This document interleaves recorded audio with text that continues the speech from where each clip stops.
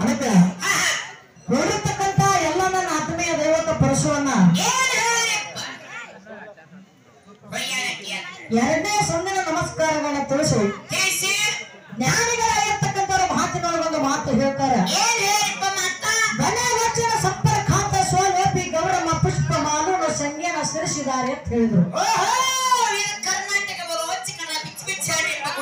ಹೆಂಗತಿ ಯಾಕಪ್ಪ ಅಂತ ಕೇಳೋ ಜಗತ್ತಿನೊಳಗೆ ನಾವು ನೀವೆಲ್ಲರೂ ಮಾನವರಾಗಿ ಹುಟ್ಟಿದರನೇ ಮ್ಯಾಲ ಬಂದ ಬರಕ ಹೆಂಗ ಇರ್ಬೇಕಾಗಿದಪ್ಪ ಅಂತ ಕೇಳಿದ್ರ ಭೂಮಿ ಮ್ಯಾಲ ಬದುಕಿ ಬಾಳಿದ್ರ ಹೆಂಗ್ ಬದುಕಬೇಕಪ್ಪ ಅಂತ ಕೇಳಿದ್ರ ಒಂದು ಬೆಂಕಿ ತರ ಬಾಳಿ ಬದುಕಬೇಕು. ಹೆಂಗ್ ಬದುಕಬೇಕು? ಬೆಂಕಿ ತರ ಬಾಳಿ ಬದುಕಬೇಕು.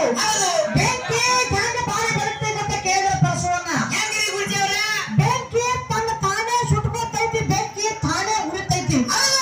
ಆದ್ರೆ ಬೆಂಕಿ ಮತ್ತೊಬ್ಬರಿಗೆ ಬೆಳಕನ್ನತಕ್ಕಂಥದ್ದು ಕೊಡ್ತೈತಿ.